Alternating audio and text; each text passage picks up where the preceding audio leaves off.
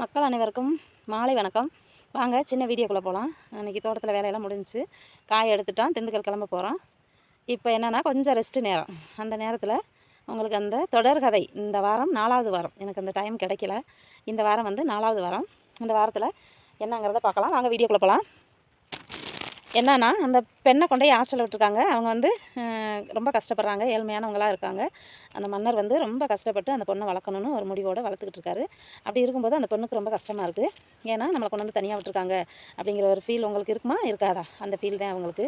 அவங்க வந்து என்னன்னா அவங்க அப்பாவுக்கு அந்த பொண்ணு அப்படிங்கிறது அவங்க அப்பாவுக்கு தெரியும். ஆனால் அந்த பொண்ணுக்கு வந்து அவங்க அம்மா யாருங்கிறது தெரியாது.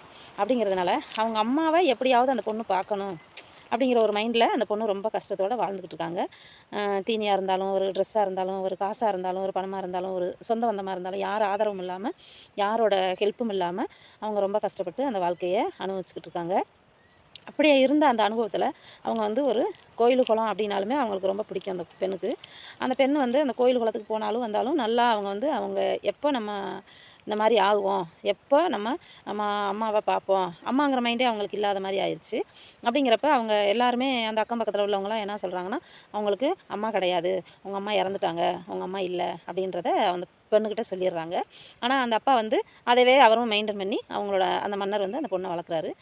அவங்க நல்லா படிக்கிறாங்க. படிப்பு இருந்தாலும் அவங்களோட மைண்டு வந்து எப்போ நம்ம சொந்தங்களை பார்ப்போம், நம்மளோட அம்மாவை பார்ப்போம் அப்படிங்கிற ஏக்கத்திலேயே அவங்க வாழ்ந்துக்கிட்டு இருக்காங்க.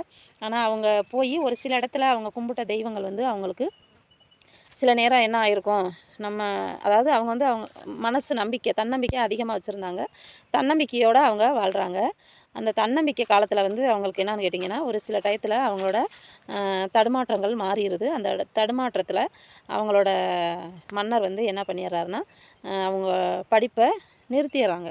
அவங்களோட படிப்பை நிறுத்திட்டு அவங்க ஏன்னா பொண்ணா அவங்கள வச்சு பார்க்க முடியாது அப்படிங்கிற ஒரு இதில் அவங்க அந்த ஒரு அவங்களோட வேலைக்கு வச்சிருக்க வேலைக்காரவங்க இருப்பாங்க பார்த்தீங்களா, அவங்களோட அந்த வேலைக்காரவங்க மூலியமாக அவங்கள வந்து யாருக்காவது நம்ம திருமணம் பண்ணி கொடுத்துடணும் அப்படிங்கிற மைண்ட் செட்டில் அந்த மன்னருக்கு ஓடிடுச்சு. ஆனால் அந்த பெண்ணுக்கு வந்து என்னென்னு கேட்டிங்கன்னா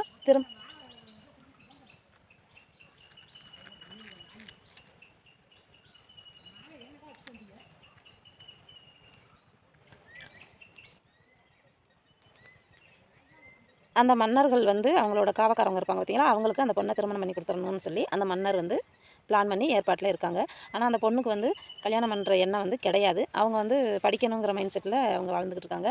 அவங்களோட சூழ்நிலை படிப்பாக மாறி இருக்குமா, இல்லை அவங்களோட வாழ்க்கை வந்து வாழ்க்கையே தேடி இருப்பாங்களாம் அப்படிங்கிறத நீங்கள் கமெண்டில் சொல்லுங்கள். அடுத்த வீடியோவை நம்ம அடுத்த வரையில் பார்க்கலாம். வணக்கம், நன்றி. சப்ஸ்கிரைப் கொடுங்க இந்த சேனலுக்கு சப்ஸ்கிரைப் கொடுங்க, லைக் கொடுங்க, ஷேர் கொடுங்க, கமெண்ட் கொடுங்க. நன்றி, வணக்கம்.